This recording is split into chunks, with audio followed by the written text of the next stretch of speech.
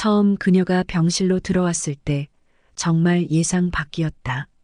보험회사에서 나왔다고 소개했지만 내가 상상한 보험 설계사와는 완전히 다른 느낌이었다. 40대쯤 되어 보이는 나이에도 불구하고 그녀는 세련된 옷차림과 우아한 몸짓으로 눈길을 사로잡았다. 무엇보다도 그 미소, 자신감 넘치는 눈빛이 나를 한순간에 집중하게 만들었다. 마치 주변의 공기를 자기 것으로 만드는 사람 있잖아. 그녀가 딱 그랬다. 나는 원래 이런 상황에선 방어적인 태도를 취하곤 하는데 그녀와 마주한 순간 나도 모르게 긴장이 풀렸다. 대화는 차분하고 부드러웠지만 어디서나 주목받는 사람이 주는 그 아우라가 있었다. 웃을 때마다 살짝 올라가는 입꼬리가 매력적이었고 대화할 때 눈을 마주치는 그 시선에서 묘한 친밀감이 느껴졌다. 처음엔 단순한 보험 설계사로만 봤는데 대화가 이어질수록 점점 그녀에게 호기심이 생기기 시작했다. 일상 속에서 무심코 지나칠 수 없는 그런 첫인상이었지. 교통사고로 병원에 입원했을 때 어느 날 갑자기 그 여자가 내 앞에 나타났다. 보험회사에서 나왔는데 잠깐 얘기 좀 할 수 있을까요? 라고 물어보는 그녀의 첫마디에 솔깃해졌다. 심심하던 차라 별 생각 없이 그래요. 뭐하고 대답했지. 그런데 웬걸 생각보다 굉장히 매력적인 외모에 말투도 부드럽고 뭔가 여유 있는 느낌이 물씬 풍겼다. 그냥 보험 얘기만 하고 끝날 거라 생각했는데 대화가 심상치 않게 흘러가기 시작했다. 처음엔 보험 설명을 10분 정도 하더니 갑자기 나를 보며 상철 씨 결혼하셨어요? 하더라. 나는 살짝 당황해서 아니요 하고 대답했는데 그녀는 거기서 멈추지 않았다. 여자친구는 있나요? 어디 사세요? 차는 뭐 타세요? 질문이 꼬리에 꼬리를 물었고 내 이름을 계속 부르며 대화를 이어가는 그 분위기. 심장이 두근대기 시작했지. 그러더니 갑자기 저 몇 살로 보이세요? 라며 웃음기 어린 얼굴로 물어왔다. 순간 머릿속에 계산기가 돌아가기 시작했지만 대충 나이를 맞추기엔 이 여자의 자신감에 휘말려서 한 30대 중반? 이라고 했더니 그녀는 피식 웃으며 에이 아쉬워요 하더라. 그 후로도 대화는 30분 넘게 이어졌고 보험 얘기보다는 사적인 얘기가 대부분이었다.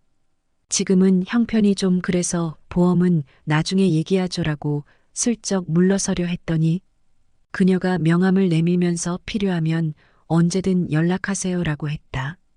그래서 꼭 보험 문제로만 연락해야 하나요? 라고 장난스럽게 물었더니 그녀가 미소를 지으며 아니요, 심심하면 연락해도 돼요라는 거야. 순간 나도 모르게 속으로 이 여자 지금 나한테 꼬리치는 거야? 라는 생각이 들었지. 그렇게 우리는 한 달 동안 카톡을 주고받았고 퇴원할 즈음에는 그녀 덕분에 병원 생활이 꽤 활력이 넘쳤지. 그래서 고맙다는 의미로 밥 한 끼 하자고 했는데 그녀는 느긋하게 밥 말고 술이나 한 잔 사줘요라고 하더라. 그 순간 나는 웃으면서 썸 타는 사이 아니면 술은 안 마셔요라고 장난을 쳤는데 그녀는 기다렸다는 듯이 애들도 아니고 썸은 무슨 썸이야. 그냥 서로 애인 해주면 되지라는 거야. 그 말에 나는 그대로 KO 당하고 말았지. 이건 보험 가입보다 훨씬 큰일이 될 것 같은 예감이 스멀스멀 들더라. 안녕하세요. 45살에 부모님이 물려준 잘 나가던 가구 제조 및 유통사업체가 있었어요. 그런데 경제 불황이 시작되고 중국 제품들이 시장을 휩쓸면서 우리 회사 매출은 눈에 띄게 감소했고 이익은 바닥을 쳤다. 결국 회사는 부도났고 나는 한순간에 전 재산을 압류당하고 나서부터 모든 것이 변했다. 경제적인 압박은 숨통을 조여왔고 더 이상 평범한 가정의 모습을 유지하기도 힘들어졌다. 돈이 부족하니 모든 게 문제였다. 매일매일이 긴장의 연속이었고 사소한 일에도 감정이 날카로워졌고 서로에게서 점점 멀어지고 있었다. 예전에는 소소한 대화로 웃고 함께 계획을 세우며 미래를 그리던 우리였는데 이젠 그저 서로의 존재가 무거운 짐처럼 느껴졌다. 우리가 어떻게 이 지경까지 왔을까? 그 순간 나도 뭐라고 대답할 수 없었다. 사실 나 자신조차도 어떻게 여기까지 왔는지 모를 정도로 혼란스러웠으니까. 우리의 대화는 더 이상 문제를 해결하려는 노력이 아닌 끝이 다가오는 신호들로 가득했다. 재정적 어려움이 커질수록 아내의 불안감도 커졌다. 이렇게 계속 살 수는 없어라는 말을 자주 했고 점점 대화도 줄어들고 이해보다는 오해가 쌓여갔다. 우리는 서로의 마음을 제대로 전하지 못했고 그 결과 갈등은 더 커졌다. 아내는 미래에 대한 불안감과 절망 속에서 점차 이혼을 이야기하기 시작했다. 그리고 결국 그날이 왔다. 아내가 나 이제 정말 지쳤어라고 말하던 순간이 나는 무언가를 돌려놓을 힘조차 없었다. 아내는 아들을 데리고 친정이 있는 미국으로 떠나겠다고 했다. 그 말을 들었을 때 나는 그저 멍하니 앉아 있을 수밖에 없었다. 어쩌면 나도 이미 오래전부터 알고 있었던 결과였지만 현실로 다가온 그 순간은 생각보다 더 가혹했다. 아내는 떠나기 전에 마지막으로 이렇게 말했다. 우리가 함께한 시간이 소중했지만 이제는 서로에게 더 이상 기대할 수 없을 것 같아. 그 말을 남기고 그녀는 아들과 함께 미국행 비행기를 탔다. 그녀가 떠난 뒤 텅 빈 집에 남겨진 나는 그동안 쌓였던 모든 감정들이 한꺼번에 무너져 내리면서 더 큰 공허함 속으로 빠져들었다. 몇몇 지인들이 돈을 조금씩 모아줘서 3천만 원 정도는 손에 쥘 수 있었지만 내게 재산은 그게 전부였다. 나는 지방으로 내려가서 월세 20만 원짜리 허름한 원룸을 구하고 몇 개월 동안 부도난 회사를 살리겠다고 안간힘을 썼다. 이 사람 저 사람 붙잡고 상담도 하고 현실적인 해결책을 찾으려고 했지만 상황은 점점 더 악화되었고 결국 회사는 내 손을 떠나고 말았다. 그나마 가지고 있던 현금마저 바닥이 났다. 처음에는 새벽 인력 시장을 통해 막리를 하러 다니며 힘든 노가다를 하기도 했다. 하지만 노가다는 생각보다 훨씬 더 힘든 일이었다. 새벽 인력 시장을 찾아가면 온갖 종류의 일들이 기다리고 있었고 그날 어디로 불려갈지 모르는 상황이 반복됐다. 몸은 점점 지쳐갔지만 그때는 다른 선택지가 없었기에 어떻게든 버티고 있었다. 하지만 그게 불가능할 정도로 허리가 점점 나빠졌다.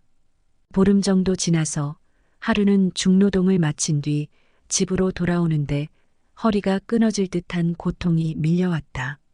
처음엔 대수롭지 않게 생각했지만 다음 날 아침에 일어나니 제대로 몸을 가눌 수 없었다. 결국 노가다도 그만둬야 했다. 내 몸이 버티질 못하니까 말이다. 더 이상 막일은 할 수 없다는 사실이 나를 절망으로 몰아넣었다. 하지만 생계를 유지해야 했기에 다음 선택은 택시였다. 법인 택시 면접을 보고 다행히 그 일은 나한테 잘 맞았다. 꾸준히 일하면서 잡생각 안 하려고 최대한 열심히 살았다. 그런데 재수가 없으려니 어느 날 신호 대기 중에 가만히 서 있는데 갑자기 뒤에서 차가 쾅! 술 먹은 놈이 내 택시를 뒤에서 들이받은 거다. 그 순간 얼마나 황당했는지 모른다. 가만히 있는 차를 들이박는 걸 보니 참, 내 운도 여기까지인가 싶더라. 내가 교통사고로 병원에 입원해 있던 어느 날, 낮에 밥을 먹고 약 기운에 살짝 졸음이 밀려오려는 순간 병실 문이 조심스레 열렸다.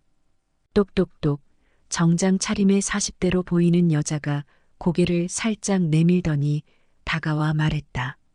땡땡 생명에서 나왔습니다. 작은 눈웃음을 치며 그녀는 인사를 건넸다. 그때는 워낙 병원이 작고 찾아올 사람도 없었기에 심심하던 차에 말동무가 생겼다는 생각에 대화를 시작했다. 그녀는 테이블에 가방을 내려놓고 홍보물 몇 장과 함께 사탕이 2개, 들어있는 비닐 포장지, 그리고 명함을 4개 건네주었다. 나는 미안한 마음에 저 아직 보험 들 생각이 없는데요 라고 하자. 그녀는 밝게 웃으며 괜찮으니까 얘기나 들어주세요 라고 했다. 우리는 한 20분 정도 보험 이야기를 나누다가 그녀는 갑자기 자신의 남편도 자동차 사고로 세상을 떠났다고 말했다. 항상 운전 조심하세요 라고 조심스레 당부하던 그녀의 눈빛이 잠시 슬퍼 보였던 기억이 난다. 며칠 후 그 아줌마는 다시 병실을 찾아왔다. 어머 아저씨, 아직도 퇴원 안 하셨어요? 그녀는 반가운 목소리로 말을 건넸다. 팔이 부러지고 허리에도 타박상을 입어 장기간 입원해야 했던 나는 그녀의 방문이 반갑기만 했다. 우리는 이런저런 얘기를 나누며 커피 한 잔을 했다. 그러던 중 나는 불쑥 물었다. 현숙 씨 만나는 사람 있어요? 그녀는 웃으며 없는데요. 괜찮은 사람 있으면 소개 좀 시켜주세요 라고 대답했다. 정말요? 남자들 다 눈이 삐었네요. 현숙 씨를 놓고 말이죠. 그러게 말이에요. 나 눈 안 높은데. 그녀는 한숨을 쉬며 말하더니 다시 웃음을 지었다. 현숙 씨가 너무 예뻐서 아무도 다가가지 못하는 것 같네요. 내가 진심으로 던진 한마디에 그녀는 고개를 돌리며 웃음을 터뜨렸다. 호호호 아저씨 참 사람 기분 좋게 하시네요. 진심이에요. 내가 진지하게 말하자 그녀는 빙그레 웃었다. 그날 이후 우리는 카톡을 주고받으며 조금씩 친해졌다. 그러던 어느 날 그녀가 주말에 술 한잔하자고 제안했다. 나는 그날이 오기만을 손꼽아 기다렸다. 드디어 주말이 다가왔고 약속 장소에 먼저 도착해 그녀를 기다리고 있었다. 멀리서 그랜저 한 대가 주차하더니 그녀가 차에서 내려 내 쪽으로 걸어왔다. 아저씨, 오늘 맛있는 거 사주실 거죠? 그녀가 장난스레 묻자 나는 미소를 지으며 대답했다. 그럼요. 현숙 씨가 원하면 뭐든지. 우리는 근처 포장마차로 들어가 조개구이와 소주 한 병을 시켰다. 자, 현숙 씨, 한잔하세요. 나는 술잔을 들며 말했다. 그녀는 밝게 웃으며 네, 아저씨도 한잔하세요 라고 대답했다. 그날 우리는 조개가 익어가는 소리를 들으며 술잔을 주고받았다. 화로 위에 조개가 지글지글 익어갈 때쯤 그녀는 술에 취한 듯 조금씩 속마음을 털어놓기 시작했다. 사실 제 나이 45이에요. 5년 전에 남편을 교통사고로 잃었고 그때부터 보험 일을 시작하게 됐죠. 그녀의 이야기를 들으며 나는 그녀가 얼마나 강한 사람인지 알게 되었다. 아저씨, 우리 건배해요. 그녀가 웃으며 술잔을 들었다. 현숙 씨, 너무 많이 마신 것 같은데. 왜요? 아저씨랑 연애하려면 취해야 하잖아요. 호호. 그녀가 농담처럼 말했지만 순간 분위기가 묘하게 바뀌었다. 연애요? 나 참 무슨 그런 심한 농담을. 나는 웃으며 받아쳤지만 그녀는 눈을 반짝이며 말했다. 농담 아니에요. 우리 진짜로 연애해보면 어때요? 그렇게 우리의 본격적인 만남은 시작되었다. 하지만 둘 사이에 큰 문제가 생겼네요. 최근 몇 달간 일주일에 서너 번 데이트를 하며 깊은 감정을 쌓아온 그녀와의 관계에서 당신은 그녀를 진심으로 사랑하게 되었습니다. 그녀가 사별 후 5년 동안 혼자 지냈고 과거에 남자와의 관계가 있었다는 사실을 알고도 그 과거를 문제 삼지 않고 결혼까지 고려할 만큼 깊이 사랑하게 되었습니다. 그러나 문제는 그녀가 과거 남자들의 연락처를 모두 삭제하고 차단하겠다고 약속했음에도 불구하고 몰래 연락을 계속하고 만남을 가지면서 신뢰를 크게 저버렸다는 점입니다. 특히 그녀가 연하 남성과의 관계를 계속 이어왔다는 사실이 드러나면서 더욱 실망스러웠습니다. 최근에도 그 연하 남성과 다시 만났다는 사실을 알게 되었습니다. 그녀는 그 남자가 자꾸 찾아와 어쩔 수 없었다고 설명하며 잘못했다고 말했지만 이러한 상황은 당신의 상식과 감정에 맞지 않아 큰 혼란과 어려움을 겪고 있습니다.